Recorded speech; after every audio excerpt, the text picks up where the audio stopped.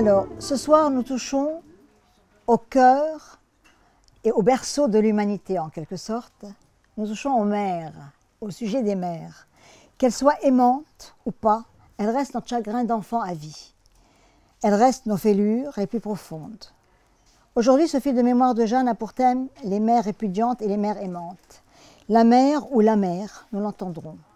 Ce sujet me touche, moi qui ai une mère aimante. Je la suis encore depuis 2013 dans toutes les silhouettes et gestuelles qui lui ressemblent. Ici, parmi nos intervenants, il y a aussi cette forme de poursuite probablement, même quand elles n'ont pas été au rendez-vous, ces mamans. Nous allons donc écouter les invités, d'autres personnes de la salle aussi, ce sont les invités surprises, qui vont nous parler, qui vont en quelque sorte témoigner. Je voudrais simplement aussi vous remercier tous d'être présents, mais je voudrais avant tout remercier Anne Ghisoli et son équipe, la librairie Gallimard, parce que c'est vraiment très difficile ces temps-ci de faire beaucoup de choses. Et ils nous reçoivent à chaque fois, et un grand, grand merci à eux, vraiment. Et je voulais aussi vous dire donc, que contre mer et marée, on va entendre tout le monde, je voulais aussi vous dire que ce soir, vous allez avoir des vœux et des aveux de mère. Voilà. Je pense que dans ces étagères aussi, nous avons beaucoup d'auteurs qui ont écrit sur le sujet. Après, il y aura dédicaces et bien sûr, il y aura les questions du public. Alors, je vais commencer, ça ne va pas être comme chaque fois, je vais essayer de poser des questions, parce que ce sont des témoignages, ce sont des personnes qui vont plutôt parler, donc je vais tenter de faire au mieux, et voilà, et après ce sera votre tour. Un grand merci à tous, et bienvenue, voilà.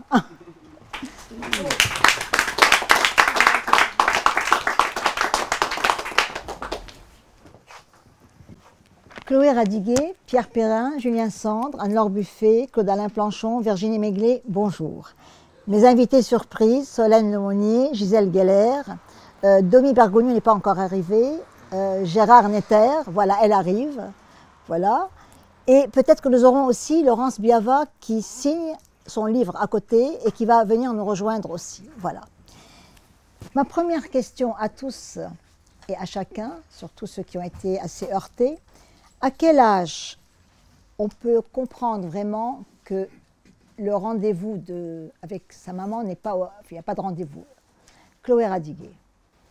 J'ai eu quelques soupçons à 10 ans et j'étais sûre à 12. C'était déjà à 12. Ah oui, oui. Pierre? On saurait difficilement dire un âge, mais à 10 ans, j'ai eu un coup sévère, oui. Julien? Moi, je dirais 6 ans. Pour autant que je me souvienne, 6 ans. Anne-Laure, c'est très différent, mais... Oui, moi je dirais que je suis embêtée parce que j'ai une mère aimante. Voilà, donc je zappe. Toi aussi? Moi, je dirais que j'ai eu une mère aimante, mais je me suis rendu compte, comme je te l'avais dit... Oui, je le dirais. Ah bon, alors, j'ai une mère aimante. Voilà. Et Virginie? Ouais. Moi, je l'ai toujours su, mais j'en ai toujours douté. Toujours douté. Je vais commencer par lire une lettre que Chloé Radiguet, donc Chloé, je vais vous présenter qui vous êtes, etc., parce que c'est plus facile que moi. Ah non, non. Non. Alors Chloé Radiguet, donc, qui est écrivain aussi, qui est auteur, qui fait beaucoup de choses, je vous laisse dire. Je faisais pas mal de choses, mais j'en fais moins. J'ai travaillé dans l'édition, la presse, et d'abord, avant tout ça, je travaillais en liaison avec le groupe de recherche pour la petite enfance. Parce que... Compte tenu de mon enfance, je me suis penchée sur celle des autres et surtout de 0 à 6 ans. Alors je vais lire la lettre que vous avez écrite à votre mère à son décès. 6 mois après. 6 mois après. Merci pour tout, lettre à la mère. Ce sont des fragments. Pour m'avoir à maintes reprises dit tes vaines, bien que répétées tentatives, pour décrocher mon fœtus encombrant, et ainsi montrer la force de mon instinct de survie. Merci. Pour t'être débarrassé de moi si souvent, dès ma prime enfance et jusqu'à la fin de mon adolescence, et m'avoir ainsi confié à d'autres qui ont su m'aider, m'aimer, m'élever, merci. Pour m'avoir contrainte de ton vivant, sous peine de mort, à faire le deuil de la mère, et ainsi libérée de toute peine à ta disparition, en m'offrant de surcroît une très inattendue tranquillité d'esprit, merci. Pour t'être éteinte, à mon grand soulagement, sans avoir eu le temps d'éprouver douleur, ni peur, et m'avoir ainsi définitivement prouvé l'injustice du monde humain. Merci. Pour tout cela, merci. Chloé Radiguet, avez-vous vraiment congédié définitivement votre maman avec cette lettre? Le mot maman, vous voyez, ça passe pas. On m'a dit que je l'avais congédié, mais je pense qu'il y a quand même des sursauts, des retours par moment assez difficiles. Mais par moment, c'est quand même... Bon, cette lettre, elle date quand même de l'an 2000. Et elle m'a beaucoup soulagée. Elle vous a soulagée pendant un certain temps. Parce que j'ai essayé de parler avec elle pour comprendre... C'était peine perdue, mais j'ai essayé de parler avec elle pour savoir des choses. Et elle n'a jamais voulu me dire autre chose que je ne comprenais rien et qu'elle avait été une mère parfaite. Donc à partir de là, quand elle est morte, ça m'a tourné dans la tête un peu à un certain moment. Et puis c'est sorti en quelques heures, en une journée, une nuit. Parce que j'avais besoin de sortir quand même, de le dire. Parce que j'avais consulté quelques psys, mais ça ne s'est pas très bien passé avec les psys. Parce que, aussi peut-être à cette époque-là, on ne touchait pas trop à l'image de la mère. Voilà. Toucher à l'image de la mère, c'est quelque chose de très sacré encore. Ah oui, mais je comprends bien. J'ai eu des tas d'amis qui avaient des mères très bien. J'ai aussi eu comme ami, et je l'ai toujours, Julien Sand, avec qui, compte tenu de son histoire, nous avons fait un jour, on a commencé un concours de mères. Parce qu'il faut essayer de...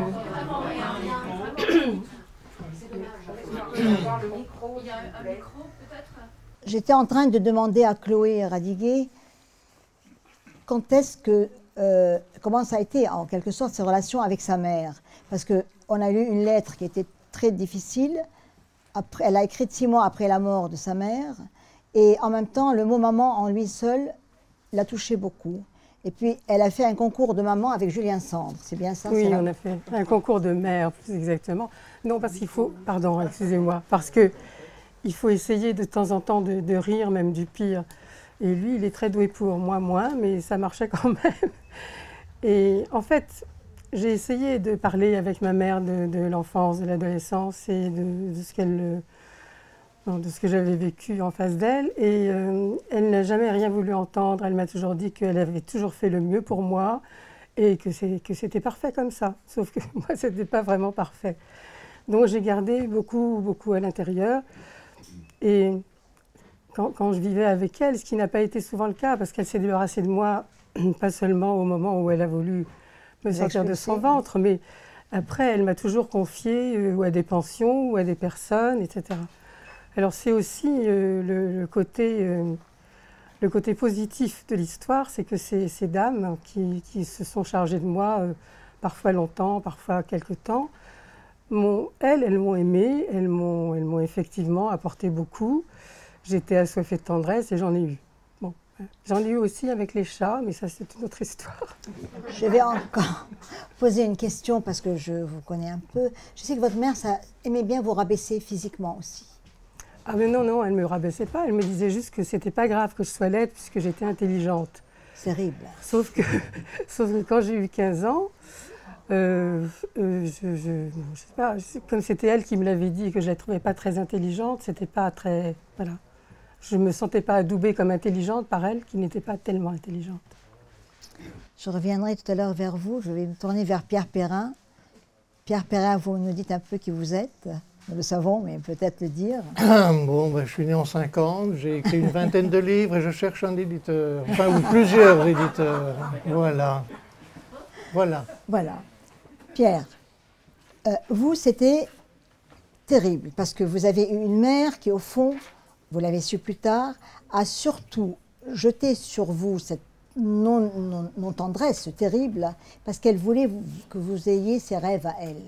Donc je reviens à cette date où vous avez appris très vite ce terrible événement. Votre mère était très dure et vous aviez un chien qui vous donnait beaucoup d'affection et que vous aimiez beaucoup. Et ce chien, votre mère l'a fait abattre à la hache devant vous en vous disant, vous aviez 10 ans je crois. Oui. Alors, vous nous racontez, vous. Je l'ai beaucoup oublié, puisque j'ai Oui. mis 30 ans à le redécouvrir par le hasard de l'écriture, d'une part. Mais mon rapport à la mer, il est ambigu parce que je l'ai peut-être plus fait souffrir qu'elle ne m'a fait souffrir. Elle n'a pas été consciente de ce qu'elle faisait, je crois.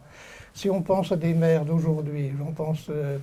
vous avez un enfant qui a faim. Cette mère est végane, l'enfant a faim. Elle lui passe des huiles essentielles sur le ventre. C'est aujourd'hui, c'est innocent. L'enfant ne sait pas qu'il a faim. C'est bête aussi. On ne sait pas comment dans 40 ans ou dans 30 ans, cet enfant-là réagira.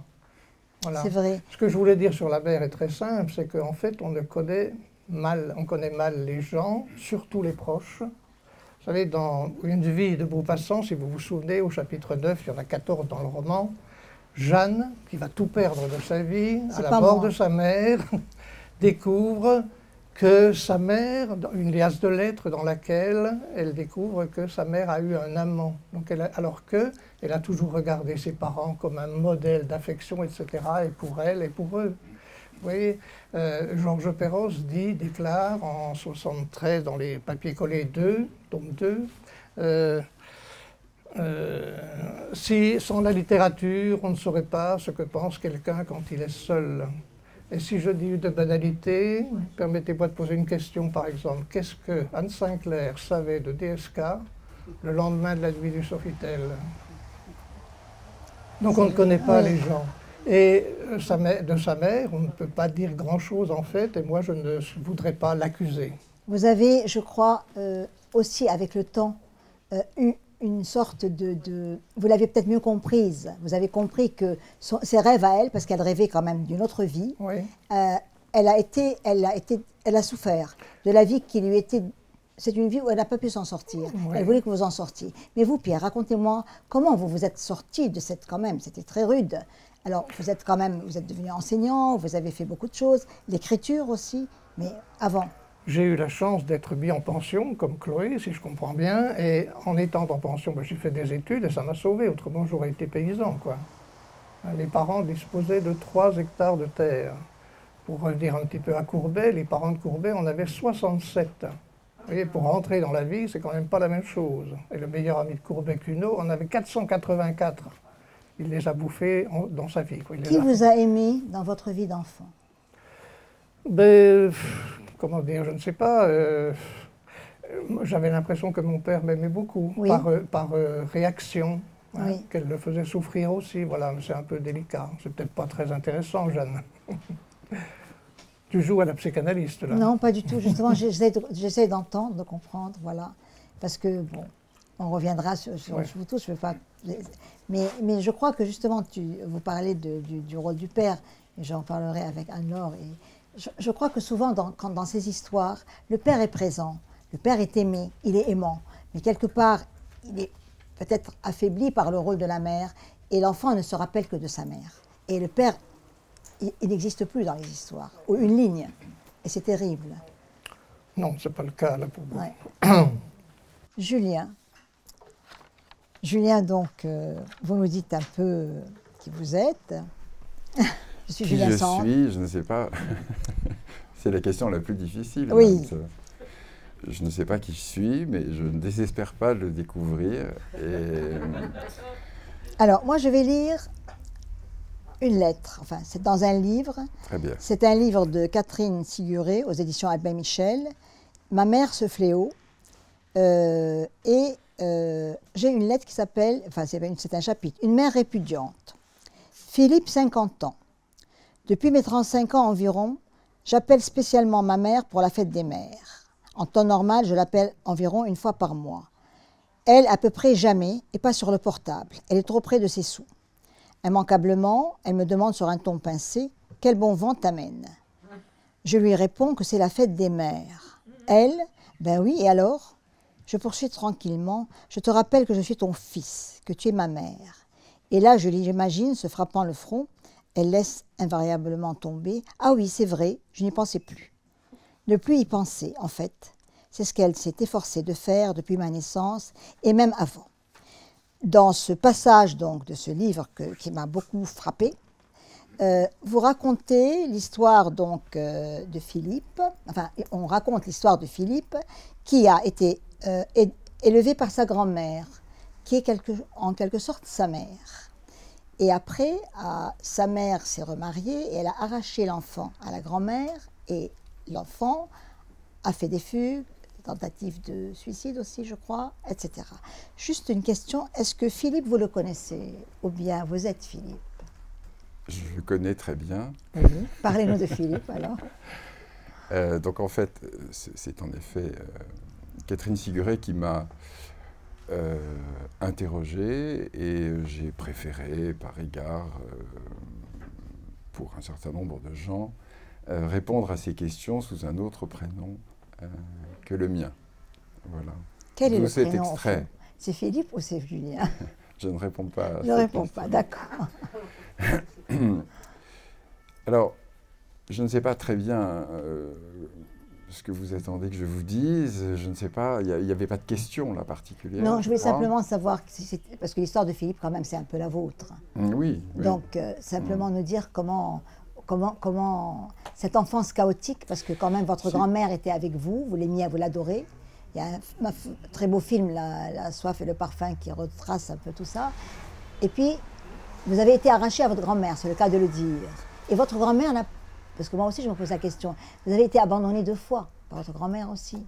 En fait, ma grand-mère n'a jamais cessé d'être ma mère pour moi. Et j'ai eu énormément de chance parce qu'elle a vécu jusqu'à 105 ans, enfin 104 ans et demi. Donc je l'ai perdue assez récemment et on est toujours resté dans cette relation absolument merveilleuse. Et le fait est qu'elle m'a élevé les premières années de ma vie, donc jusqu'à l'âge de 6 ans, cet âge auquel je faisais référence tout à l'heure. Et ensuite, je l'ai perdue de vue assez longtemps parce qu'un médecin imbécile a considéré que si je restais avec ses parents que je découvrais, que je ne connaissais pas, donc ma vraie mère et son mari, et que je ne voyais plus ma grand-mère, alors je l'oublierais. Et que ce serait mieux pour moi. Voilà. Donc, j'ai perdu de vue, en effet, ma grand-mère pendant assez longtemps. J'ai fait de nombreuses fugues. La seule personne qui était informée des lieux où je me trouvais était ma grand-mère, parce qu'il y avait à l'époque des cabines téléphoniques dont tout le monde se souvient, donc je pouvais lui dire de ne pas s'inquiéter, lui dire où j'étais, à condition naturellement qu'elle garde le secret, ce qu'elle a toujours fait. Donc on a toujours eu cette relation secrète malgré tout, et grâce à laquelle probablement je tiens debout, à peu près. Mais en tout cas, je ne suis pas dans l'animosité, enfin je n'en veux à personne, c'est-à-dire que je crois que je suis un cas repéré ou répertorié par ailleurs. Il se trouve que j'ai la malchance, en quelque sorte, d'être un enfant de l'amour. C'est-à-dire que ma mère est tombée éperdument amoureuse d'un homme dont elle est tombée enceinte. Cet homme ne voulait pas de l'enfant. Donc il a été sérieusement envisagé de se débarrasser de l'enfant par amour pour cet homme. Mais finalement, tout cela a échoué et je suis quand même né et l'homme a disparu. Moi, je ne l'ai jamais rencontré, je ne sais pas qui il est, j'ai découvert son nom très tardivement. Vous avez des demi-frères et demi-sœurs aussi, mort, voilà. enfin, etc. Donc il y a l'absence du père. Mais je suis convaincu que les difficultés relationnelles avec ma mère, on va dire ça comme ça, sont liées au fait que je ressemble étonnamment à cet homme, physiquement. Et que chaque fois qu'elle me voit, c'est pour elle comme un choc, parce que c'est une résurgence de cet homme qu'elle a aimé sa vie durant et qu'elle aime, je crois, encore. Ma mère est toujours vivante, oui. Et je pense que c'est l'homme de sa vie. Donc évidemment, c'est difficile pour elle de me voir, je pense. Comment on devient Julien Sandre après? Mais ces questions, Gérard, je me trouve très en forme. J'ai fait exprès, j'ai bu beaucoup de café, j'ai fait plein de choses pour être en forme, justement. Le sujet est rude. Mais je crois qu'on décide... Bon, moi, j'ai changé de nom à plusieurs reprises. Oui. Enfin, j'ai eu un nom de naissance, qui était le nom de jeune fille de ma mère. Après quoi, on m'a enlevé ce nom, ce qui a été pour moi une vraie douleur, qui était aussi le nom de ma grand-mère. Et pour m'en donner un autre, qui était celui du mari de ma mère, qui m'a reconnu, et que je n'ai jamais véritablement accepté, d'où ces fugues, d'où ces échappatoires par tous les moyens, la littérature, la lecture, l'écriture de poèmes sous les draps la nuit, enfin, avec la lampe de poche et tout ça, pour être ailleurs, ou la radio collée à l'oreille. Et puis, j'ai découvert qu'on pouvait être un écrivain et que le nom de cet écrivain ne soit pas le vrai nom. C'est-à-dire, on pouvait s'appeler Voltaire et avoir un autre nom. Et je me suis dit, mais alors c'est formidable, parce que ce que j'aime le plus, c'est écrire. Et en plus, si j'écris, je vais pouvoir avoir un nom à moi. Et donc, je me suis renseigné beaucoup, et je savais qu'à l'âge de 18 ans, je demanderais qu'un nom que je me suis choisi et un prénom que je me suis choisi. Je suis un faussaire intégral. Je voulais que ce soit reconnu par la justice comme étant ma nouvelle identité, la mienne et celle qu'on ne me volerait jamais. Jamais, voilà. Voilà, et donc ce nom et ce prénom, Julien Sandre, sont les miens, à l'exception de tous les autres. Alors,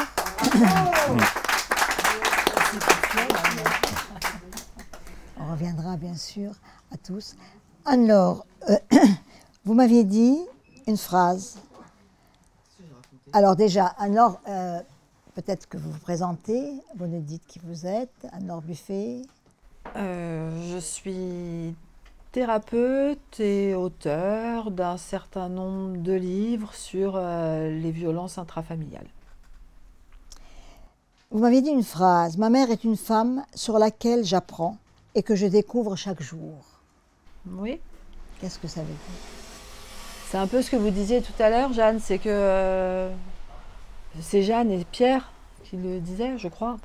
C'est qu'on ne connaît pas nos mères, quelle que soit la mère, comme on ne connaît pas nos pères, comme on ne connaît pas nos proches. Et que forcément le regard que j'avais en tant qu'enfant sur ma mère, et ensuite en tant qu'adolescente, et ensuite en tant que jeune femme, jeune mère, puis mère ensuite d'adolescent, j'ai revisité l'histoire tout au long de ma vie, j'ai revisité ma relation à ma mère, et j'ai revisité ce qu'elle avait pu me dire, ou ne pas me dire, ou me transmettre malgré elle, et en le comprenant autrement. J'ai une mère, alors c'est vrai qu'en plus, là déjà vos 3 témoignages, c'est très émouvant. Moi j'ai cette chance d'avoir une mère aimante. Alors avec tous les travers d'une mère aimante, c'est-à-dire qu'elle était ferme, elle était exigeante, elle était cadrante, je suis fille unique. Régulièrement, je lui disais, si tu pouvais éventuellement déporter ton agacement sur quelqu'un d'autre, ça a marché 3 mois. Il y avait un chien, ça a marché 3 mois, et au bout de 3 mois, elle m'a dit, en fait, non, c'est pas lui qui a fait ça. Mais j'avais essayé quand même. Mais c'est vrai que, bien évidemment, ça confronte en tant qu'enfant ou adolescente à l'écart qu'il y a entre l'idéalisation de la mère, qui est entre la princesse, la fée, la mère parfaite, qui heureusement n'existe pas, et puis une réalité où nécessairement, à un moment, il faut dire oui, il faut dire non. Mais c'est pas pour autant... Je sais que j'ai pu dire à l'adolescence, me fatigue, mais est-ce que tout adolescent n'a pas le droit de dire de son parent, et n'a pas, est-ce qu'il ne faut pas qu'il dise de son parent, il me fatigue. C'est aussi le moyen, le moment où on va sortir de nous pour pouvoir dire j'existe, je ne suis pas simplement la projection de toi. Donc, et puis là, je continue de la découvrir, et elle a traversé beaucoup d'épreuves, et je suis admirative de la manière dont elle a réussi à les traverser à chaque fois. Donc oui, je découvre ma mère. Alors, vous vous occupez aussi des femmes qui ont subi des violences. Donc, des hommes aussi. Des hommes aussi.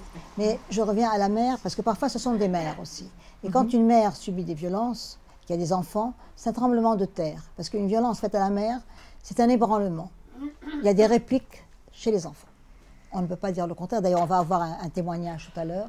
Quand une mère subit des violences, c'est la femme qui subit les violences, mais devant les enfants, c'est la mère qui subit les violences. C'est ça. C'est ça qui est très compliqué. Ouais. Parce qu'en fait, elle est tout le temps à la fois dissociée et associée dans ces deux postures.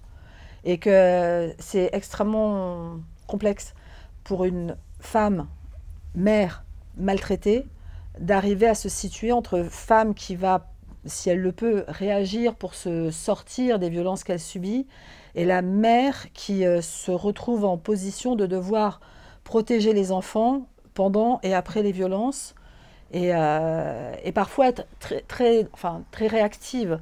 Donc il va peut-être avoir des comportements qu'elle n'aurait pas s'il n'y avait pas de violence, c'est-à-dire que sortir les enfants d'une situation où il y a de la violence conjugale, c'est une violence pour les enfants parce qu'ils ne sont pas conscients de tout, ils le comprennent après. Et en même temps, c'est nécessaire de les sortir de la situation de violence conjugale pour leur permettre de vivre et d'être un peu moins victimes. Et il y a cette ambivalence chez la femme qui est mère, qu'elle subit pour le coup complètement, alors qu'un homme n'est pas confronté socialement, il n'y a pas le même poids. Un homme qui est maltraitant avec sa conjointe ou avec les enfants, il est à la fois un homme et à la fois un père, et on va excuser l'un, on va pardonner à l'autre, on va essayer de comprendre.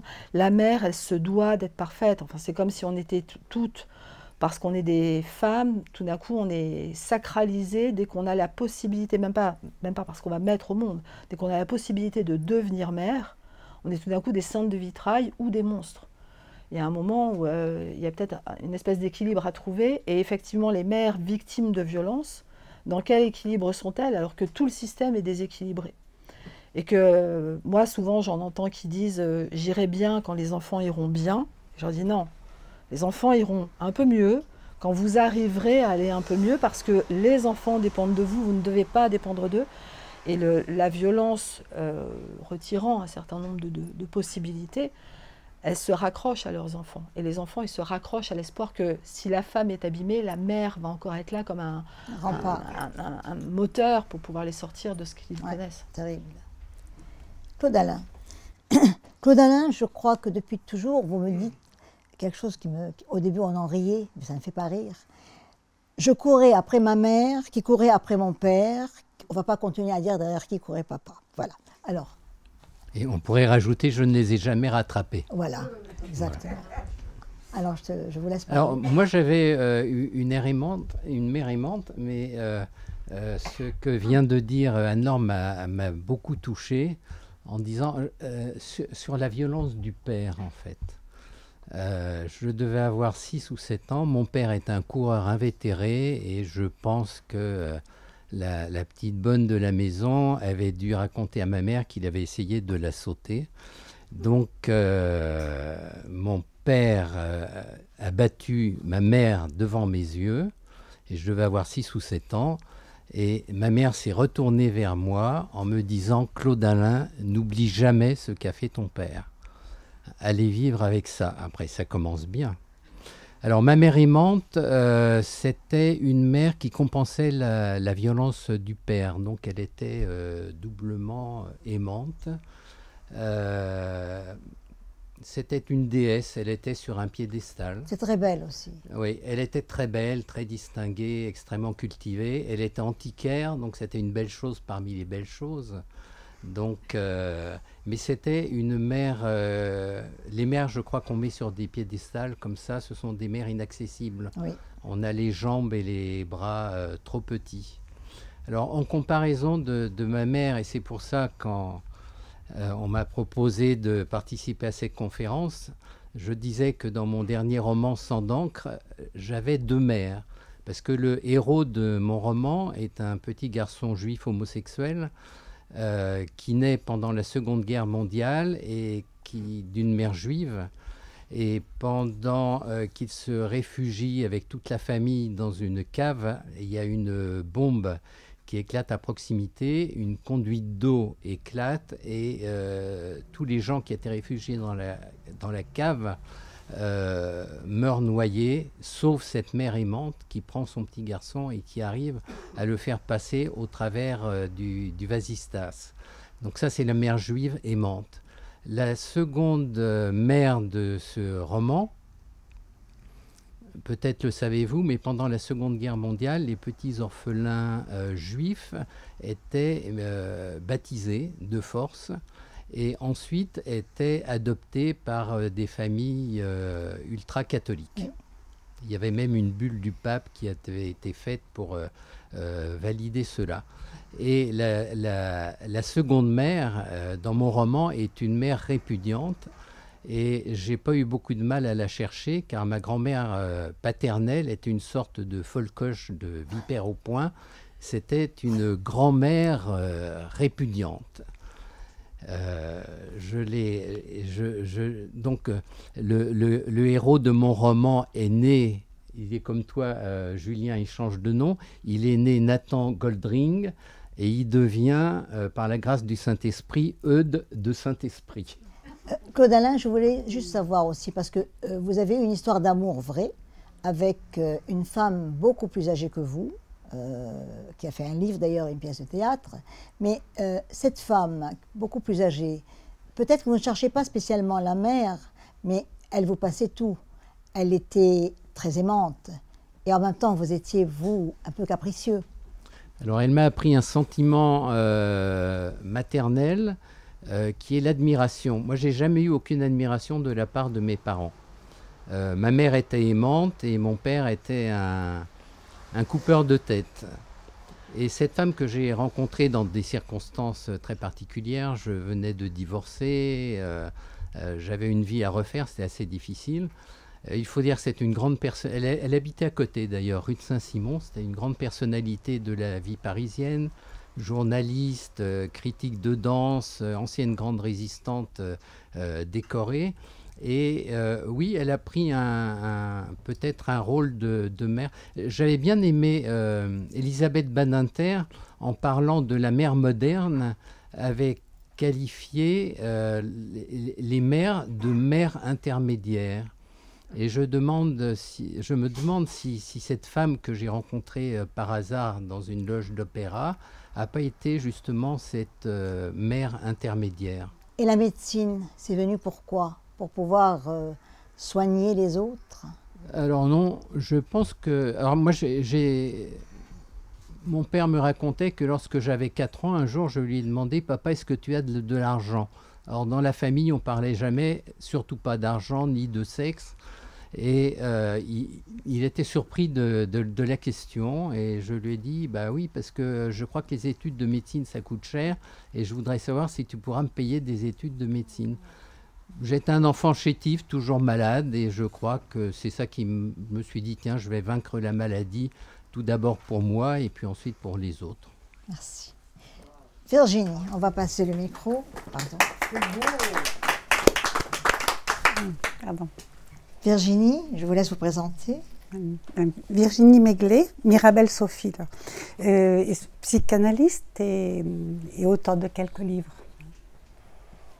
Virginie, il y a une phrase « Ma mère, en s'absentant, m'a rendue immortelle ». Là j'ai cherché aujourd'hui ce que je pourrais dire sur ma mère et puis je me disais, je ne savais pas quoi dire. Alors si vous me le permettez, j'ai pu le dire que par des mots écrits.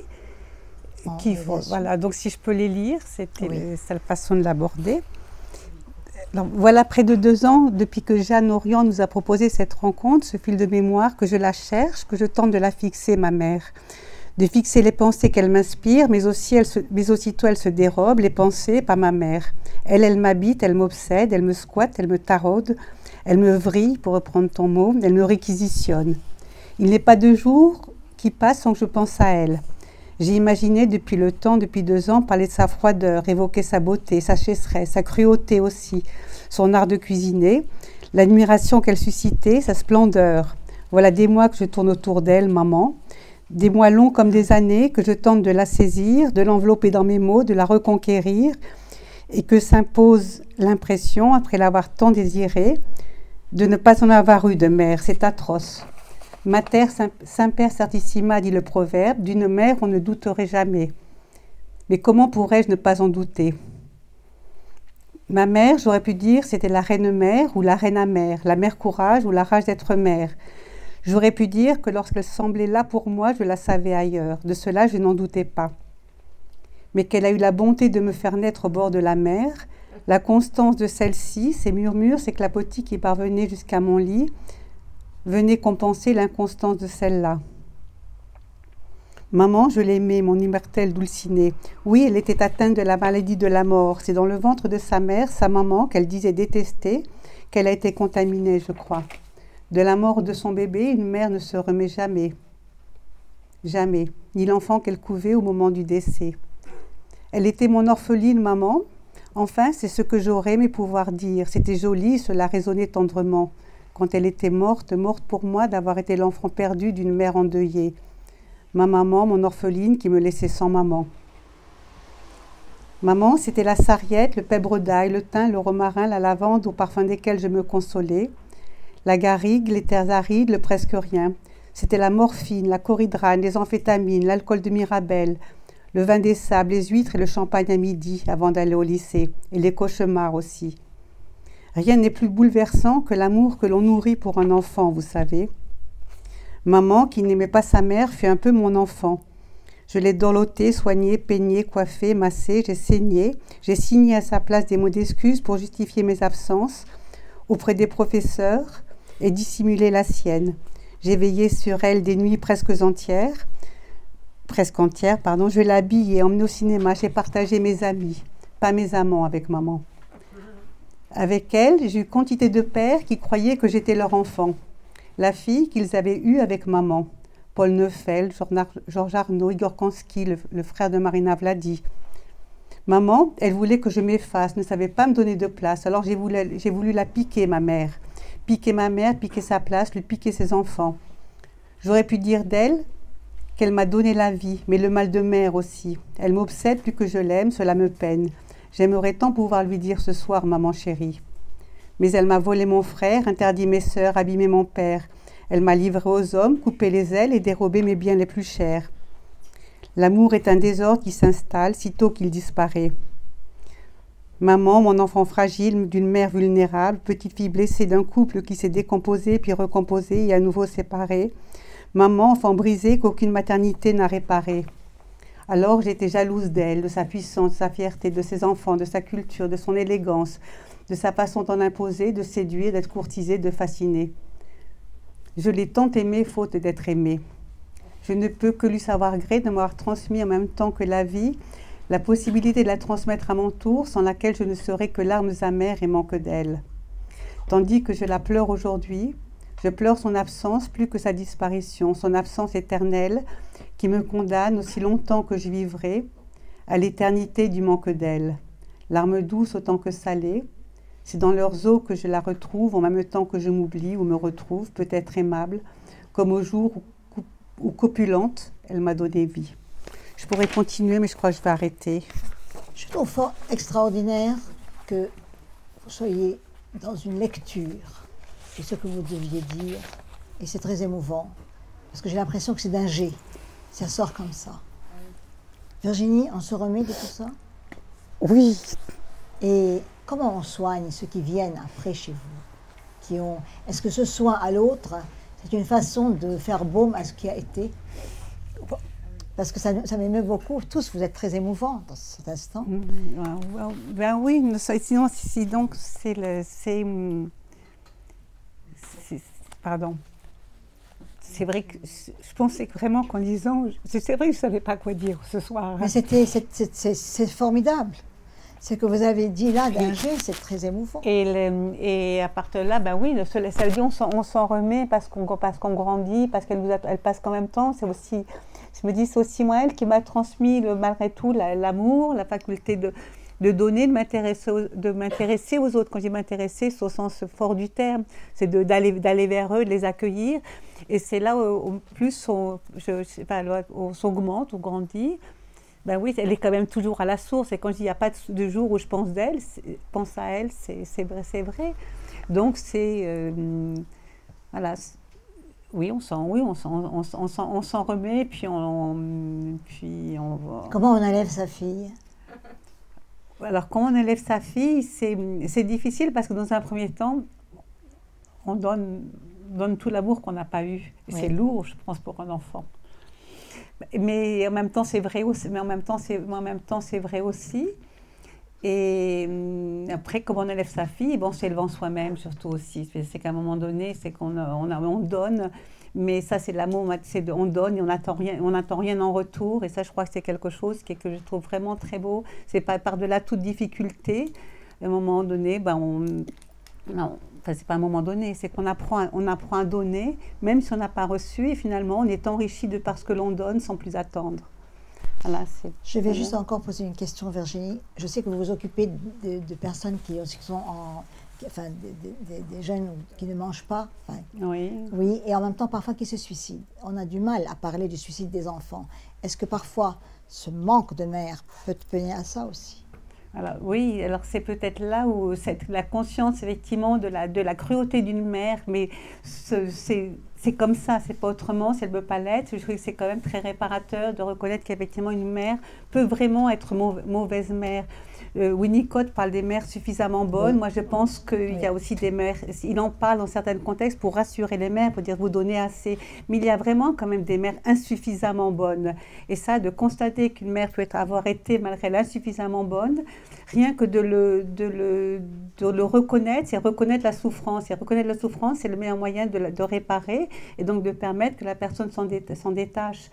Et donc, partant de là, c'est aussi sur cette reconnaissance qu'on peut donner vie à la personne. Alors, j'ai eu la chance, oui, bon, aucun des personnes qui sont venues me voir ne se soit donné la mort, mais je crois qu'en même temps, j'ai aussi tout fait pour qu'ils ne se la donnent pas. Alors, je ne sais pas, peut-être s'ils ne m'avaient pas vu, ils ne seraient pas non plus morts, mais je crois que quelque part, je sais que pour moi, ma mère, c'est comme si elle attendait que je meure tout le temps.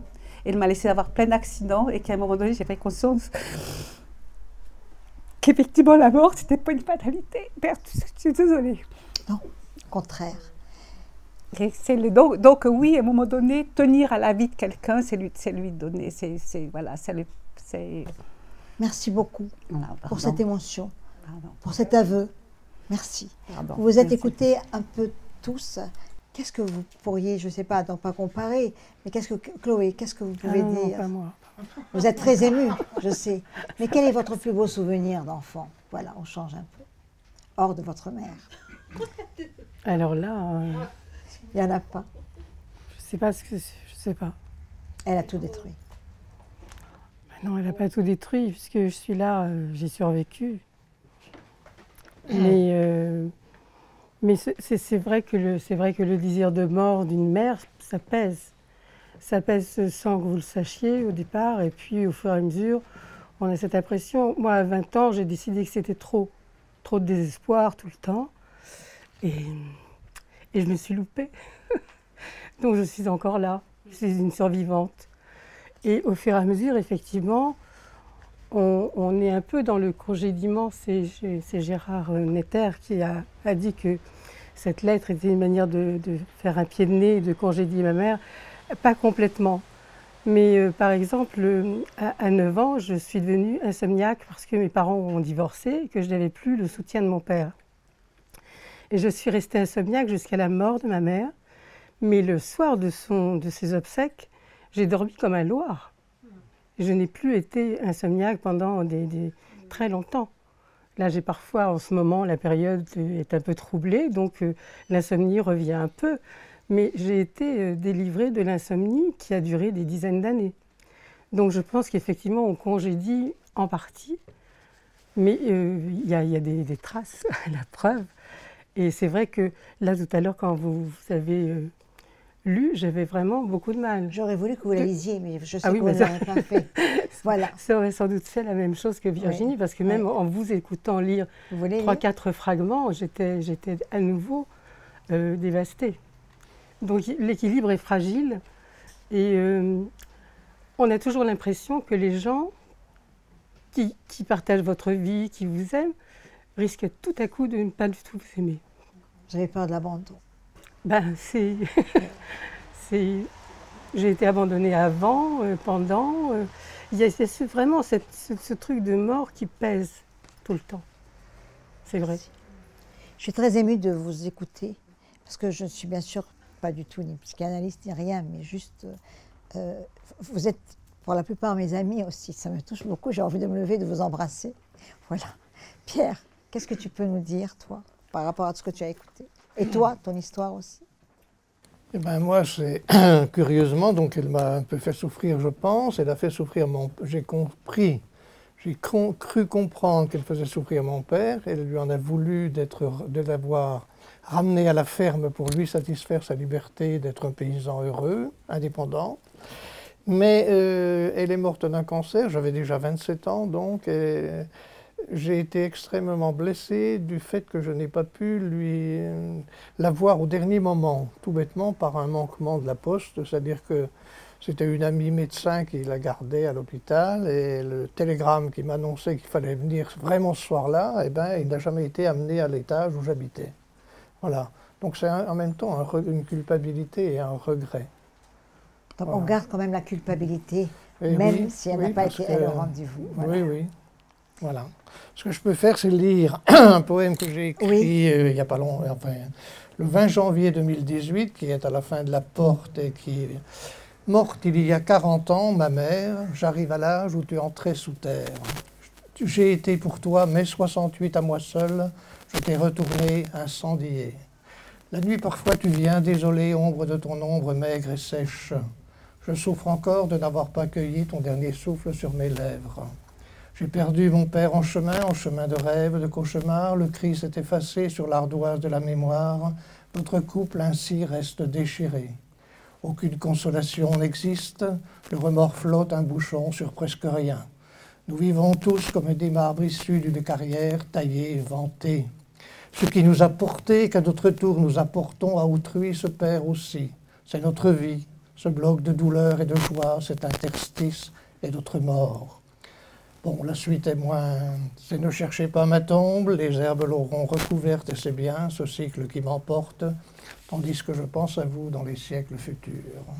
Voilà, donc c'est un poème, et je le dis parce que il me semble, enfin moi je suis pour les poèmes de l'émotion, c'est d'une émotion, c'est à partir d'une émotion qu'on écrit un texte, et ce texte, c'est possible qu'il fasse partager cette Bien émotion, sûr. mais ce n'est pas une obligation. Oui. Voilà. Merci. Merci beaucoup. Julien, vous avez écouté un peu Virginie, Chloé que vous connaissez bien sûr, Pierre, Godalin, et vous, racontez-nous. Oui, je suis évidemment extrêmement touché. Ce que chacun raconte Vous vous retrouvez. rencontre chez moi Oui. un certain écho. Voilà, pour autant, je crois que j'ai réussi vraiment à dépasser toutes ces choses Vraiment? douloureuses. Je crois, à une exception notable, qui est probablement même un peu pathologique chez moi, qui est la peur de l'abandon. Ça, je Oui. crois qu'on a ça peut-être tous en commun, que la mère ait été aimante ou pas. Oui. Je pense qu'il y a sans doute ce dénominateur commun, les mères abusivement ou étrangement aimantes, les mères qui le sont moins ou qui ne le sont pas. On garde sans doute ça, et je pense que ça c'est pour la vie, mais on peut aussi apprivoiser cette idée, je crois, vivre avec, et en tout cas, comment vous dire, moi je crois, je fais peut-être un tout petit écart, mais pour dire que je crois avoir été sauvé par une phrase, donc par la littérature, on est dans une librairie, sauvé par les mots, vraiment sauvé par les mots, et en particulier par une phrase, qui est une phrase de Samuel Beckett, mais qui a été ensuite reprise Oui. par Marguerite Duras, on l'attribue à des personnes différentes, enfin, peu importe. Moi, jusqu'à l'adolescence, j'étais totalement désespéré, mais un désespéré affreusement triste, vraiment triste. Oui, La vie était oui. pour moi extrêmement lourde et pesante, et vraiment cette impression du désespoir. Et d'ailleurs, j'écrivais des petits poèmes, pas très bons d'ailleurs à mon avis, mais comme je faisais à cette époque, et c'était le désespoir, le dénominateur commun à tous ces poèmes. Et puis j'ai lu cette phrase, donc Beckett ou Duras ou quelqu'un d'autre, qui disait « Il faut trouver la voie, V-O-I-E, du gai désespoir ». Et là, ça a changé ma vie, parce que je me suis dit « Mais finalement, alors le désespoir, c'est pas forcément triste. Peut-être que ça peut aussi être joyeux, que ça peut être gai. Alors je vais essayer de me sauver de ce désespoir triste et d'en faire un désespoir gai. » Voilà.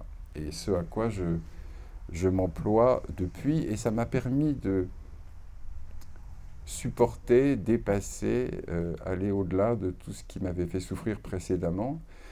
Et cette idée de l'abandon, que je garde encore comme quelque chose d'inquiétant, etc., fait partie de ce désespoir. Mais je me dis que c'est au présent qu'il faut vivre les choses, en y mettant le maximum de joie, d'humour, dont vous parliez tout à l'heure, Chloé parlait aussi, de l'humour que j'essaie de mettre dans les choses, y compris les plus graves, parce que c'est le seul moyen que j'ai trouvé pour tenir debout.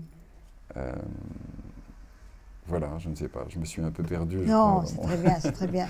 Je vous ai parlé du gai désespoir. Oui. Ça sauve. Anne-Laure, tu as entendu un peu, tu sais des choses aussi. Je sais des choses. J'ai l'impression que je détiens des secrets. Non, en fait, moi, je voulais juste dire que quand j'ai écrit le livre sur les mères maltraitantes, ce qui m'a posé le plus de problèmes, c'était le titre. Oui. Donc, je l'ai appelé « Les mères qui blessent » parce que les mères maltraitantes, ça leur faisait forcément porter une étiquette de violence. Oui. Et que je trouvais que c'était extrêmement inique comme posture, alors qu'on peut se retrouver en tant que mère à être défaillante, mal aimante, inadaptée, dysfonctionnelle.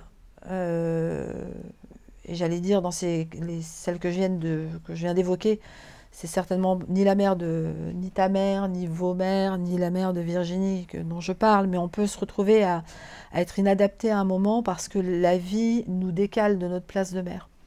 Et je trouvais que c'était important qu'il n'y ait pas un amalgame entre des mères réellement maltraitantes, que j'évoque dans le livre, mais comme celle dont vous parlez, et puis des mères qui subissent des situations qui sont parfois extrêmement fragilisantes et qui, pendant une certaine période de leur vie, ne vont pas savoir donner à leur enfant ce qui est nécessaire et vont pouvoir peut-être à un moment le reconstruire.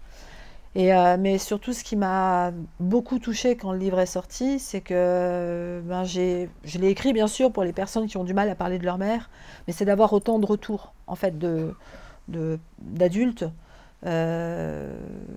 qui arrivent dans ces cas-là. C'est extrêmement touchant parce qu'ils ont une parole pas enfantine, mais ils ont un lien à l'autre qui redevient le lien de l'enfant et qui disent merci parce que finalement, comme on n'a pas le droit de critiquer notre mère, comme on a forcément une bonne mère, comme si c'est nous qui n'avons pas compris notre mère, si on dit oui, mais enfin, elle m'insultait quand même, ou elle n'était jamais là, ou elle m'a abandonnée.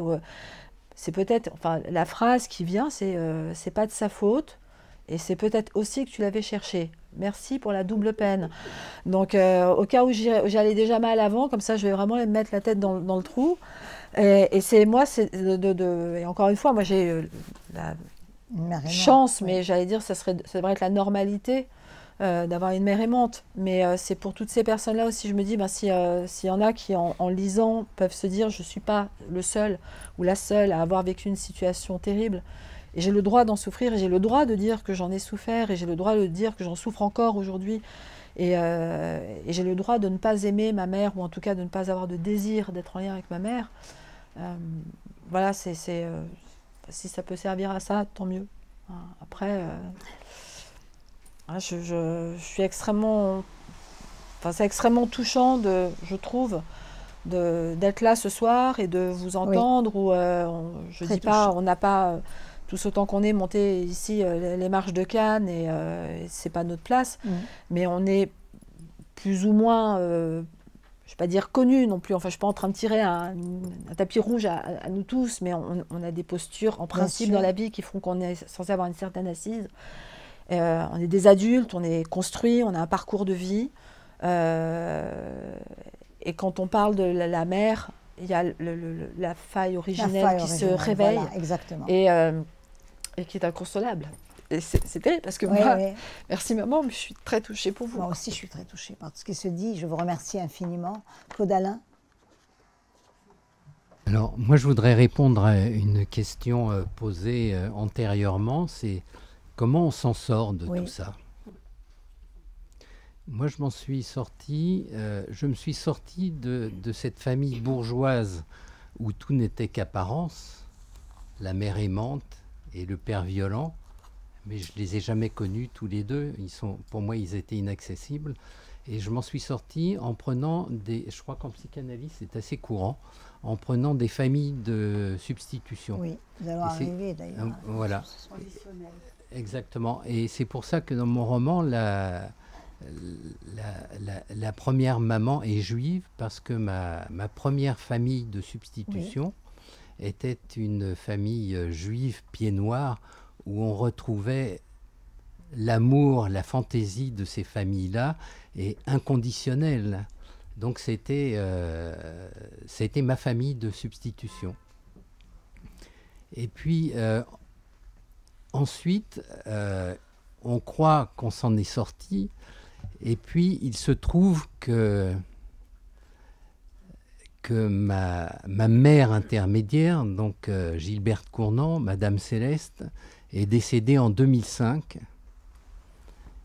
Et la force des derniers mots, elle a été la dernière à me parler au téléphone, puisqu'elle est morte dans la nuit, et elle m'a dit « Claude, mon Claude, il ne faudra pas verser de larmes, puisque là où je vais, je vous emporte avec moi. » C'est comme cela que se termine d'ailleurs la pièce de théâtre.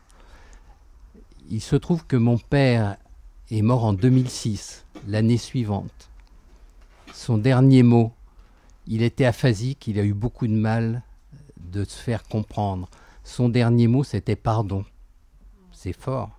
C'est fort, oui. Ma mère, qui avait 10 ans de moins, elle est morte 3 mois plus tard.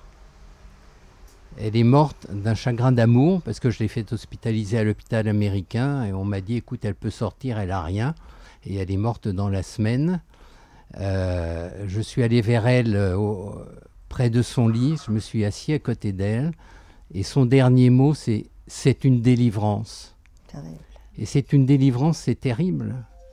C'est une délivrance parce qu'elle allait rejoindre quelque part son mari, mais elle ne ressentait aucune douleur d'abandonner ses enfants. Ses enfants, oui. Et ça aussi, il faut vivre avec ça. Oui. Je voudrais juste faire une petite remarque, c'est que je suis très ému d'être à côté de Julien, parce que un jour il m'a téléphoné, il était de passage à Neuilly, et il m'a dit je suis à Neuilly, est-ce que tu es libre, on pourrait prendre un café. Il se trouve que j'étais pas loin de lui. On a pris un café et je lui ai posé une question terrible. Je lui ai dit, mais qu'est-ce qui t'a amené à la littérature? Il m'a raconté ça, tu ne te souviens pas, il m'a raconté ça brièvement. J'étais complètement époustouflé et je lui ai dit, tu es un personnage de roman, est-ce que tu me permets que j'écrive un roman à partir de ton histoire? Ce ne sera pas une biographie, mais c'est le départ d'un roman. C'est celui que tu as... Et si vous voulez tout savoir sur Julien Sandre, au moins le début, vous pourrez lire le livre. Merci. C'est ce que s'appelle de la réclame. Voilà. Pour nous deux. Virginie, pour nous deux. Tu nous as beaucoup émus, comme tous. Alors, tu as entendu aussi les autres? Oui, moi je pense que quel que soit, et voilà, je pense la cruauté des mères pour certains de leurs enfants, c'est vraiment question quand Chloé, disant qu'elle a été soulagée, enfin soulagée, c'est pas son mot, mais qu'elle a trouvé le sommeil au moment de la mort de sa mère. Moi, ça dit combien il peut y avoir un combat féroce entre celle qui donne la vie et veut la retirer. Mais moi, j'ai vécu un peu quelque chose comme ça, dont j'ai toujours honte d'en parler, c'est qu'effectivement, j'ai deviné quand maman est morte, Parce que je me suis sentie libérée, mais physiquement, c'est passé par quelque chose de physique. J'avais l'espace, j'avais plus à combattre. Voilà.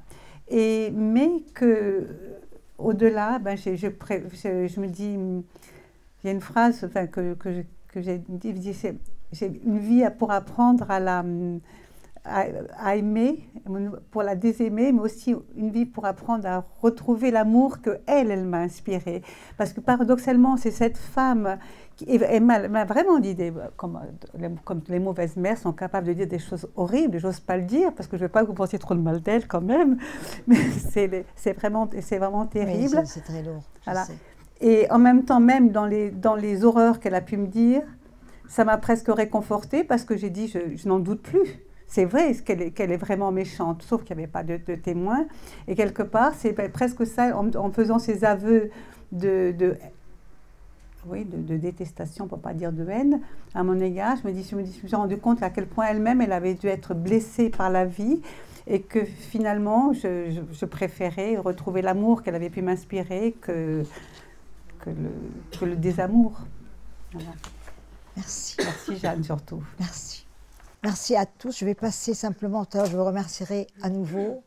Je vais passer la parole à des mères. Je vais commencer par Domi Berbouniou. Pardon. Domi, vous venez juste ici, s'il vous plaît. Pardon, moi j'ai jeté mes papiers. Voilà, donc Domi est orthophoniste, Domi est poète. Et Domi a un fils qui est schizophrène, c'est un homme. Donc il est schizophrène à vie. Il ne va pas mieux, il a des, tu en parleras, mais et c'est terrible parce que elle qui apprend aux autres à parler, à retrouver la parole, à trouver le langage, elle a un fils avec qui elle ne peut pas communiquer. Alors je te laisse parler. Oui, ce que j'avais envie de dire en fait, c'est que j'ai entendu parler du désir de mort de certaines mères envers leur enfant. Alors moi, je suis dans une position très particulière et très différente de celle qui a été évoquée, puisque moi, c'est plutôt mon fils qui a eu des désirs de mort envers lui-même.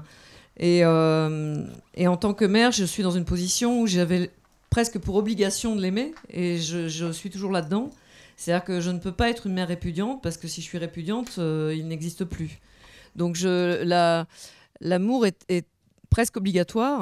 Alors c'est pas comme ça que j'ai vécu, je l'aime vraiment, mais je crois qu'il y a cette dimension-là. Et que ce désir de vie, il faut que je lui transmette une deuxième fois. C'est-à-dire que sans arrêt, il y a une deuxième naissance à venir. Et il y a eu toute une période en fait, où il était enfermé à l'hôpital psychiatrique et où il avait perdu la parole, justement.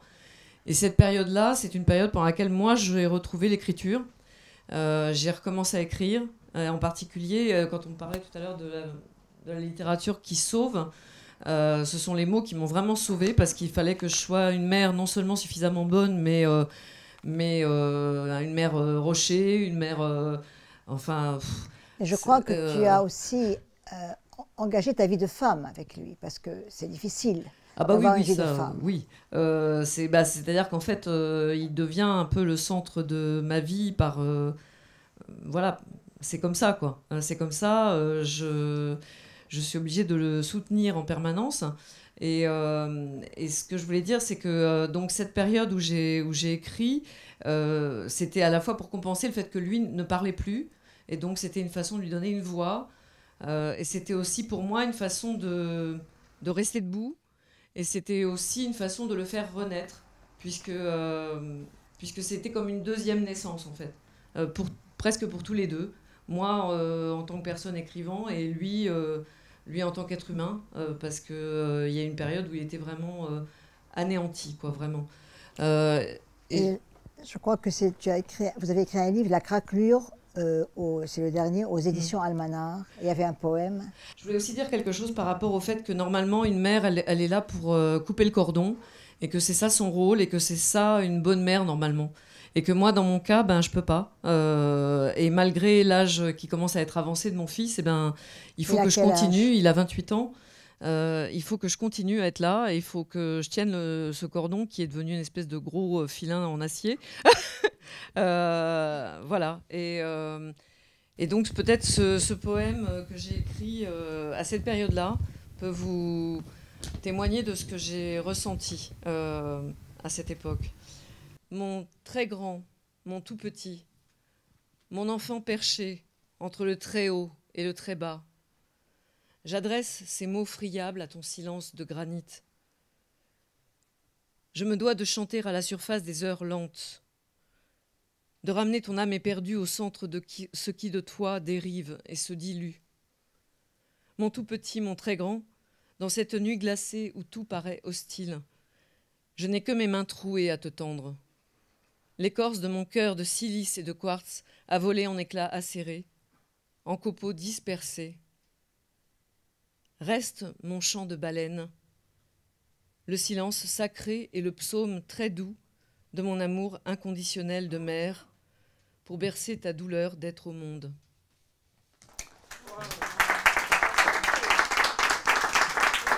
J'ai l'habitude d'appeler Domi Bergogneau Madame Bleu Sourire, Bleu Échymose. Voilà. Merci beaucoup. Merci beaucoup d'être venue témoigner ce soir. Merci. Merci Jeanne. Gisèle Geller. Gisèle, vous êtes directrice territoriale, vous avez porté 2 micros, s'il vous plaît, parce que vous n'êtes pas branchée, c'est pour ça. Nous sommes tous branchés, pas vous. Voilà. Vous êtes directrice territoriale et auteur également. Votre livre s'appelle L'imbécile et l'encyclopédie aux éditions Brando. Gisèle, vous vous occupez entre autres des enfants placés. Certes, parfois des échecs, mais souvent aussi ces mères de substitution, ces mères payées en quelque sorte, construisent des enfants. Parlez-nous-en un peu de ça. Alors, en préambule, Jeanne, juste dire que je ne m'occupe pas des enfants placés. Oui, pardon. C'est qu'on me confie des enfants pour les protéger et les aider à avancer et à grandir. Je déteste le mot d'enfant placé. Ils ne sont pas des objets, donc voilà. Il y a un terme qui n'a pas été employé par vos invités, vos amis. C'est le terme de mère empêchée. Et j'aime bien parler de mère empêchée. C'est-à-dire que parfois, et vous l'avez bien dit Anne-Laure, parfois il y a des mères qui sont volontaires, qui veulent bien endosser un costume de mère parce que, alors, l'instinct maternel ou pas, on ne va pas rentrer dans le débat, surtout pas moi. Mais en tout cas, je pense que le rôle de maman, le rôle de mère, c'est un costume qu'il est parfois bien difficile d'enfiler. Et Virginie, quand vous avez parlé du poids, je vous écoutais et je me disais le poids de l'amour et le poids du désamour. Dans un sens comme dans l'autre, il y a quelque chose qui est lourd et qui est difficile parfois à porter, d'un côté comme de l'autre, qu'on soit enfant comme Chloé ou qu'on soit parent comme Domi. Voilà. Et ce rôle de maman, ce rôle de mère, les enfants qui nous sont confiés, ils ont des histoires...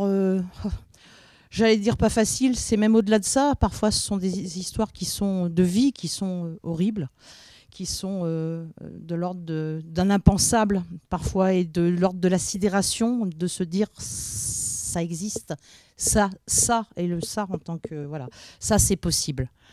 Et ce qui me fascine depuis 40 ans, parce que ça fait un petit bout que j'essaye de les accompagner au mieux, ce qui me fascine, c'est cette capacité, alors peut-être liée à ce que vous avez tous dit, l'abandon, cette peur, cette inquiétude de l'abandon. Quand on est un enfant, une enfant qui ressent de l'abandon, on le voit dans les pouponnières, ils tendent les bras, ils ne demandent qu'une chose, c'est qu'on les prenne dans nos bras. Et ces enfants qui tendent les bras, eh bien, ils font des rencontres. Il n'y a pas de hasard, il n'y a que des rencontres. Et ces rencontres sur le chemin de leur vie, qu'ils soient accompagnés en protection de l'enfance, dans les services d'aide sociale enfance, avec leurs hauts et leurs bas, mais avec aussi des tas de gens qui essayent de faire au mieux leur travail, je le dis et je l'affirme. Ces enfants, ils sont accueillis dans des familles d'accueil, ils sont accueillis dans des établissements, ils sont accueillis dans des petits établissements qu'on appelle des lieux de vie et d'accueil. Et souvent, ils font des rencontres. Et d'ailleurs, ils le disent, il y a des études qui ont été menées pour un peu, j'appelle ces études, que sont-ils devenus? Et les études disent que ce qui les a sauvés, et ils le parlent dans ces termes, c'est la rencontre qu'ils vont avoir eue avec une famille d'accueil, des enfants de cette famille d'accueil, un éducateur ou une éducatrice spécialisée, un psychologue, etc., etc. Et que ces rencontres-là ont été comme des marchepieds, comme des élans pour aller mieux. Et dans ces parcours de vie, ce qui me fascine, c'est que dans cette étude de que sont-ils devenus, 80% des jeunes qui avaient été, alors qui étaient adultes, hein, puisque c'était des 3 catégories d'âge, sortis à 20 ans, donc des jeunes qui avaient entre 30, 40 et 50 ans, donc des adultes. Et ils disaient tous ce qui, moi, va aussi faire mon chemin, c'est que ce que j'ai reçu, j'ai le devoir de le redonner. Et ça, je me dis, quand on a pu transmettre quelque chose dont on a envie de le redonner, peut-être d'ailleurs comme l'amour maternel qu'on a reçu et qu'on essaye de redonner, c'est magique, quoi. Et ça veut dire que c'est réussi. Merci beaucoup Gisèle Geller d'être venue. Merci. Solène Lemonnier. Alors Solène, vous êtes une mère louve. Vous avez vécu des violences conjugales et pourtant préserver les enfants, les aider à se reconstruire, vous n'avez pas arrêté. La maison a été ébranlée. Je connais l'histoire. Les répliques sont énormes. Et avec ça, il y a des enfants maintenant construits, il y a des petits-enfants qu'on peut dire heureux. Alors, je vous laisse raconter.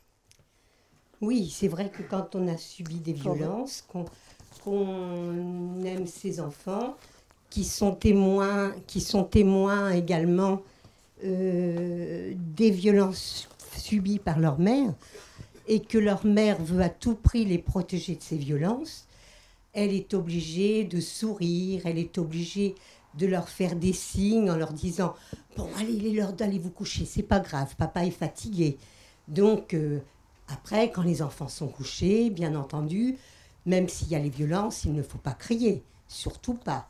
Serrer les poings et pleurer tout bas, et ne pas répondre, parce que les violences sont encore plus fortes. Donc, j'ai élevé mes 4 enfants toute seule, lorsque cet homme a été emporté par les gendarmes, parce que j'étais en danger. Et j'ai donc 2 garçons, 57 et 53, 2 filles de 50 ans et 46. Et ces enfants, il a fallu les mener vers l'avenir en leur disant, bon, c'est vrai que c'était ainsi, mais tout le monde n'est pas comme ça. Tous les hommes ne sont pas comme ça. Et puis, des enfants peuvent se construire effectivement en allant de l'avant. Il faut monter une marche, en redescendre une, en remonter 2, en redescendre une, et aller ainsi de suite jusqu'au bout. Ce que je veux dire, c'est qu'on est rempli d'amour. Moi, j'ai un amour immense pour les enfants, pour mes enfants. Mère Louve, grand-mère Louve. Mes petits-enfants, j'en ai 9, de 7 ans à 29 ans, qui sont tous une réussite. Mes enfants ont une réussite et mes petits-enfants pareil. Et tous les jours, chaque jour, je suis seule depuis de nombreuses années. Je peux avoir une vie, mais mes enfants, c'est mon pilier. Je suis leur pilier, je suis leur aide chaque jour. Et quand je dis mes enfants, ça peut être aussi, par exemple, ma belle-fille, mon gendre, qui sont donc, également beaucoup d'amour mes enfants. malgré toute cette période. Un amour immense. Voilà. Ils sont tous mes enfants. Merci beaucoup, Solène. Un grand merci, vraiment. Je ne sais pas si Laurence est arrivée, peut-être pas encore. Gérard, tu as entendu un peu tout le monde. Tu peux nous faire un petit... Tu vas prendre les 2 micros. Gérard Netter, donc, tu nous dis un peu, tu as travaillé avec les enfants adoptés, les abandons, oui. Tout, voilà. Ça marche? Oui, ça marche. Vas-y. Oui, donc je me suis un peu occupé des enfants. Est-ce que tu as écouté ici, parmi nos invités, alors, parmi les témoignages aussi, voilà. tous? Ça m'a évidemment beaucoup touché. Je trouve, d'abord, il faut revenir peut-être à l'origine, une mère, c'est la première relation que l'enfant a. Et c'est des banalités que je vais dire, mais ça compte énormément. Et ça compte énormément, c'est-à-dire qu'il y a quelque chose de vital. Il y a quelque chose de vital si la maman n'est pas là pour nourrir l'enfant au départ, si elle n'est pas là pour le regarder, pour lui parler, pour lui sourire, il y a quelque chose qui ne va pas, il y a quelque chose qui qui entraîne, pardon, il y a quelque chose qui ne peut pas aller. Et il y a des éléments, il y a des mots qui ont manqué, je crois. Il y a des mots qui ont manqué parce que l'enfant qui ne sent pas l'amour de sa mère, il se sent coupable. Et je crois qu'on n'a pas employé ce mot-là. Il se sent coupable parce que c'était pas normal, une maman qui n'aime pas son enfant ou qui ne s'en occupe pas. Et il se dit qu'il n'est pas digne d'être aimé. Et ça, il pourra pas le réparer vraiment tout au long de sa vie. C'est quelque chose qui va rester. Alors, pour nous aider à penser tout cela, je vais convoquer une psychanalyste qui s'appelle Mélanie Klein, parce qu'elle parle de l'ambivalence que l'on ressent avec une mère ordinaire. Et cette ambivalence, ça veut dire que la maman peut être clivée en deux, en une bonne mère et en une mauvaise mère. Quand elle n'est pas là, quand elle manque, c'est une mauvaise mère. Et quand elle est présente, c'est la bonne mère. Et c'est très important dans le développement de l'enfant parce qu'il peut haïr la mauvaise mère, ce n'est pas la même que la bonne, et il n'y aura pas de rétorsion. On revient un peu à tout ce qui a été dit. Ça me rend... En fait, il faut arriver à un moment à s'autoriser. En fait, c'est quand on n'attend plus de sa mère de l'amour, quand on ne l'attend plus, on peut s'autoriser à la haïr. Parce qu'il n'y a pas de rétorsion possible. Mais... il faut du chemin pour arriver. Il faut du chemin pour arriver à cela. C'est pas simple. Je crois que vous avez donné des âges sur lesquels vous étiez aperçu de cela, et c'est un certain... c'est pas tout de suite. Hein. Il y a tout un moment où on se pose des questions, où on est troublé, et où il va falloir reconstruire. En fait, il va falloir croiser aussi des chemins. Il y a des mots, comme a dit Julien, il y a des mots qui peuvent aider.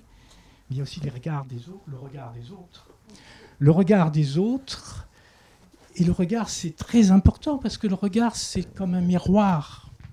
Le regard, c'est un miroir, c'est-à-dire qu'on voit chez l'autre si on est aimable ou si on n'est pas aimable. Et quand on arrive à rencontrer des gens et à sentir qu'on est reconnu, parce que finalement, ce qui compte, c'est d'être reconnu, c'est-à-dire qu'on est tous dans une quête d'amour, eh bien, à ce moment-là, on peut se construire, on peut reconstruire quelque chose. Mais au fond, ce qui a manqué manque toujours, et la faille est toujours là. Merci beaucoup Gérard. Donc je rappelle que votre dernier livre, Rhinocérite 19, aux éditions Horizon. Merci. Et voilà, Laurence est arrivée. Laurence, vous allez pouvoir parler un peu. Laurence Biava est là. Donc Laurence Biava est présidente du prix des Savoirs et du prix Rive Gauche à Paris. Elle est auteure, elle fait plein de choses. Son dernier livre, Les voix féministes, La vie heureuse, aux éditions Lys Bleu, elle signait tout à l'heure à côté. Et Laurence, quand elle a su qu'il y avait cette réunion, cette rencontre, ce fil de mémoire, m'a dit « J'ai à dire sur ma mère ». Laurence, en quelques mots, qu'est-ce que vous avez à dire sur votre mère? Vous pouvez venir par là, s'il vous plaît. Vous me prenez vraiment sur le feu. Oui.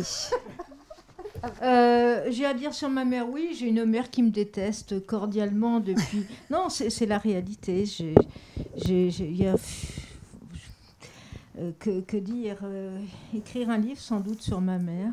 Quoi que je fasse, je suis à trucider. J'ai vraiment une mère qui me déteste. C'est terrible pour moi.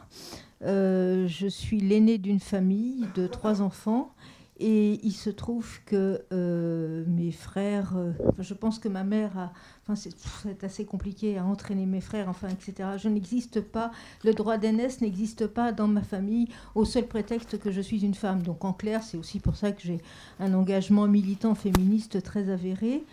Ma mère me bousillait, me jetait quand j'étais en classe de 6e, de 5e, de 4e, quand j'avais des cours à revoir et des choses à apprendre. Jetait mes livres par terre si par hasard, je ne savais pas les choses convenablement. J'ai une relation, ma mère en tout cas a une relation extrêmement violente avec moi. Et ça m'a toujours, sur un plan purement psy en vérité, ça m'a toujours assez intéressée. J'essaye de comprendre, à 57 ans, j'essaye toujours de comprendre, j'essaye d'avancer, j'essaye d'aller vers elle.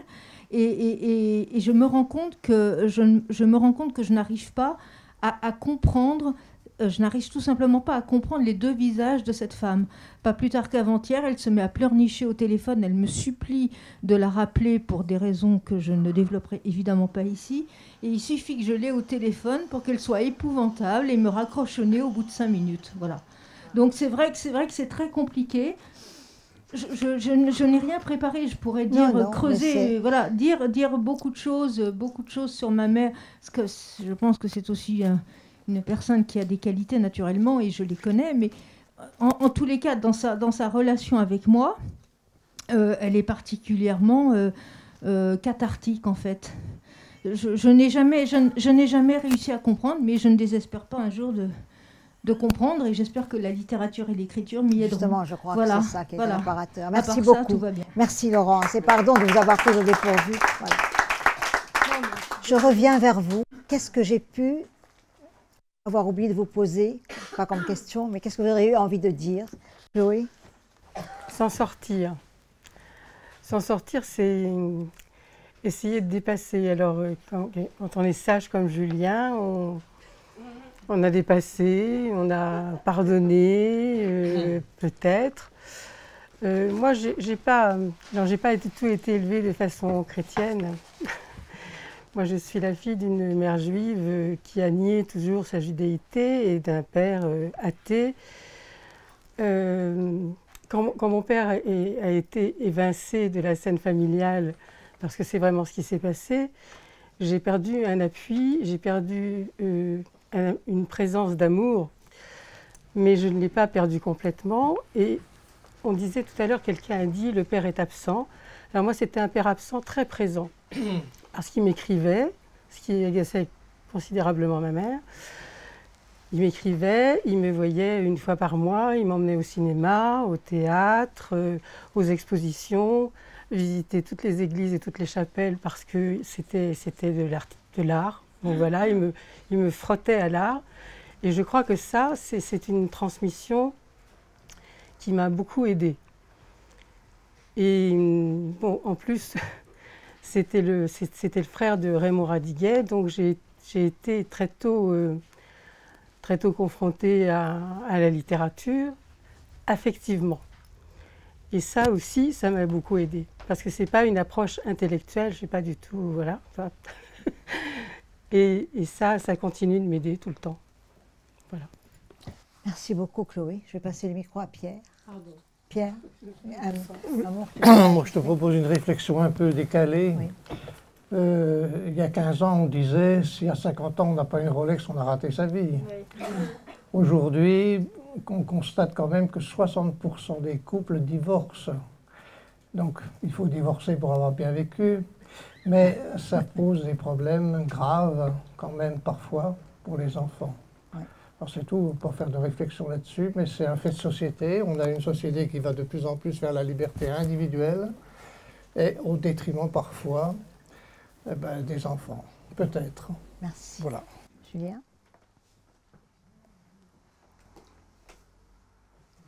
Écoutez, donc moi, je ne sais pas, je n'ai pas grand-chose à ajouter. Je crois que je suis arrivé à ce constat auquel on arrive peut-être tous, chacun à sa façon, et concernant tout le monde, pas seulement les mères, mais je crois que les cartes se distribuent de manière évidemment assez étrange, assez inégale. parfois elles sont très mal distribuées. Oui, oui. Et je crois que chacun fait ce qu'il peut avec ce jeu-là. Et je pense que les mères aussi, évidemment, n'échappent pas à ça. C'est-à-dire que ce soit de bonnes mères ou que ce soit de moins bonnes mères ou de mauvaises mères. Je pense qu'elles aussi se débattent dans la vie comme elles le peuvent, et avec des dommages collatéraux, avec tout ce que ça peut engendrer de négatif, de positif, et que les enfants, dont nous sommes tous aussi, s'efforcent de faire leur miel avec ça. Et, oui, c'est joli de faire leur miel.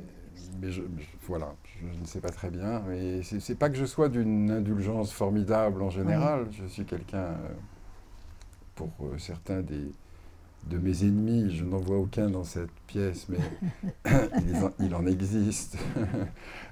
Je ne passe pas toujours pour quelqu'un de très indulgent. Mais je pense que sur cette question-là, enfin, c'est cette compréhension intime de ce que c'est que la vie, au fond, et de ce qui est grave et de ce qui ne l'est pas.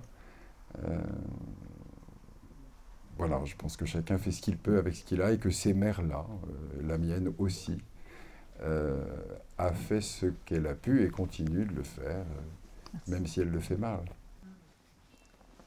Alors peut-être un tout petit peu en écho à ce que disait Gisèle Geller. Je ne prône pas les vertus de l'abandon, mais par rapport à ce que tu disais, je crois qu'il faut avoir, en tout cas pour les mères qui abandonnent leurs enfants, il faut parfois un tout petit peu avoir de compassion, essayer de remettre dans le contexte, et que ça peut paraître terrible à dire, mais il vaut peut-être mieux une mère qui renonce à être mère parce qu'elle n'en a pas la capacité, je ne parle pas de toi, elle n'en a pas la capacité, et qu'elle espère que cet enfant-là va être pris en charge autrement et va être aimé, plutôt qu'une mère qui va, par croyance familiale, éducative, sociale, qui croit qu'elle doit être mère et qui va s'acharner et en fait qui va faire souffrir son enfant. Bien sûr. Et au-delà de ça, c'est un peu ce que vient de dire Julien, je crois qu'il faut quand même avoir, si ce n'est, enfin, être indulgent, ça ne veut pas dire tout excuser. Oui. Et qu'il faut, avant de blâmer quelqu'un, et en l'occurrence les mères, il faut essayer aussi un peu de comprendre ce qu'elles ont pu vivre, et que comprendre, c'est, encore une fois, c'est pas excuser. Ça peut permettre d'expliquer, ça peut permettre de ne pas répéter. Oui. Et que c'est un peu aussi, moi je trouve ça très touchant, parce que je sais très bien que si ça avait été sur les pères ce soir, il y aurait peut-être eu autant de monde, mais il n'y aurait pas eu autant d'émotions. Oui. Et dès qu'on parle des mères, il y a beaucoup plus d'émotions. Il n'y aurait pas eu autant d'émotions. Autant des... Oui. Andreas, il n'y aurait pas eu la même émotion commune. Il y aurait eu des émotions individuelles, mais l'émotion commune, c'est-à-dire que, bon, pendant que vous parliez, j'ai beaucoup écouté, et il y a un moment, selon ce qui était dit, il y a des émotions communes, c'est-à-dire que chacun en même temps réagit communément à quelque chose. Et ça, c'est commun à la question de la mère, c'est pas commun à la question du père. Et ce qui est commun à la question de la mère, c'est que, sans faire un débat féministe, et je vais m'arrêter là, mais en tant que femme, on nous fait tellement porter depuis tellement longtemps que je veux bien qu'on accuse les mères de beaucoup de choses. Je voudrais aussi qu'on les autorise à ne pas être que des mères, à être des femmes, et à essayer de recomprendre les histoires, parce que ça permettra aux enfants, finalement, de se construire aussi. Merci. Claude Alain, très rapidement, qu'est-ce que tu pourrais nous dire? Alors, rapidement, l'intervention de Gérard Netter, je dois dire, me fait poser des questions, parce que pendant qu'il parlait, je me suis dit, mais est-ce que dans cette famille destructrice, j'ai eu ce complexe de culpabilité? Eh bien, je crois que jamais, en fait. Je ne me suis jamais posé la question. Je ne me suis jamais posé la question parce que de cette destruction, j'ai retiré une force, la force de la construction. C'est ce qu'on appelle la résilience, en fin de compte. Et je crois qu'avec la vie, pas la vie sentimentale, mais en tout cas la vie professionnelle que j'ai eue, je crois que je pourrais dire à la face de mes parents que j'ai été le plus fort. Pour terminer, est-ce que vous vous souvenez de ce film extraordinaire de Louis Malle qui est paru en 1971 et qui s'appelait Le souffle au cœur. Avec, voilà. Et le pitch du film, moi, ça m'a beaucoup parlé. Un drame qui présente une image décalée et surprenante d'une bourgeoisie libérée, dans laquelle l'inceste mère-fils n'est nullement condamné et s'instaure presque naturellement dans le déroulement de l'action. Alors, la mère aimante, dans le fond, c'est peut-être le souffle au cœur, ce que l'on recherche, mais ça, c'est l'inatteignable, l'impossible. Oui. Et un dernier mot que j'ai trouvé dans un livre de Pierre Desproges, parce que là, on est dans l'émotion, dans la douleur, il y a de l'humour alors il faut être dans la légèreté. J'ai trouvé cette phrase extraordinaire de Pierre Desproges. On reconnaît le rouquin aux cheveux du père et le requin aux dents de la mère.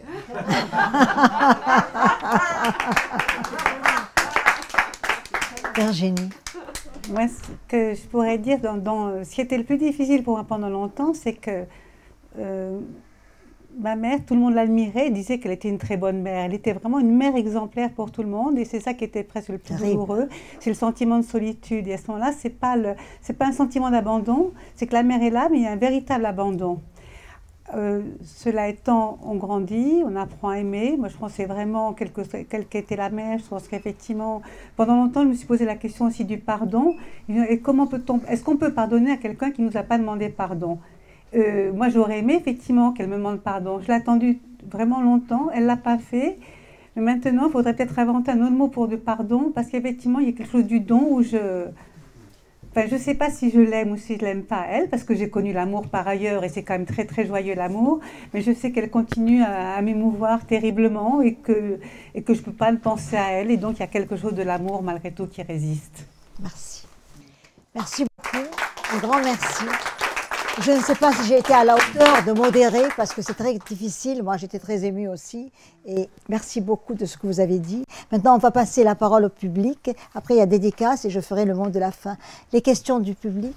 Chère Jeanne, je voudrais te donner quelque chose que je viens de trouver dans la rue, devant la librairie, pratiquement. Et je me suis dit, c'est joli. Ça c'est un don du ciel. Alors voilà, je te l'offre avec plaisir. Love.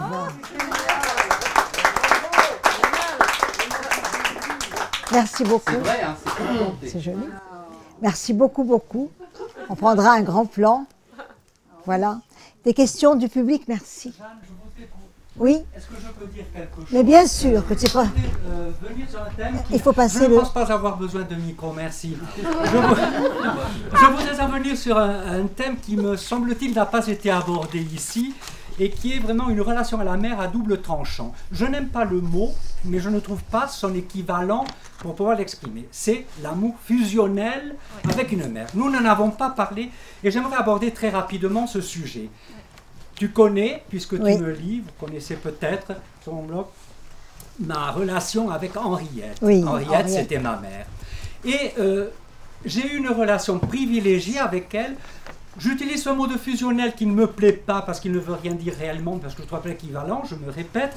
Mais il y avait cette espèce de fil invisible qui nous reliait l'un à l'autre. Il suffisait que j'aille mal, par exemple, pour que maman m'appelle me demandant ce que j'avais. C'est également une âme, de mon côté, j'ai été adoré par ma mère et j'ai adoré ma mère. Oui. Bon là, c'est au-delà de la mère aimante. Mais c'est également une arme à double tranchant. C'est une arme à double tranchant parce que, bon, d'abord, l'emprise de la mère est telle que ça vous impose ensuite, disons, quelques errances d'itinéraire pour grandir et qu'il est très difficile de pouvoir se situer. D'abord par rapport aux hommes, parce qu'on a quelque chose d'assez exclusif avec une femme à laquelle on ne touche pas, bien entendu, et ensuite par rapport aux femmes, parce qu'il y a toujours une tentation de comparaison avec cet être tant aimé qui s'impose. Et également, cette difficulté, parce qu'il y a cet aspect de proximité intense, de fusion, qui empêche de connaître vraiment qui est vraiment sa mère. J'ai écrit un billet, que oui, vous avez peut-être lu. Ma mère, c'est inconnu. C'est l'être duquel j'ai été le plus proche, peut-être, le plus près, le plus intime peut-être, mais c'est également une des personnes que j'ai le moins bien connue de ma vie. Parce qu'elle a vécu un rêve à travers moi, qu'elle m'a imposé de vivre un rêve à travers elle. Ce qui fait que nous avons eu une relation très pleine, mais très faussée également.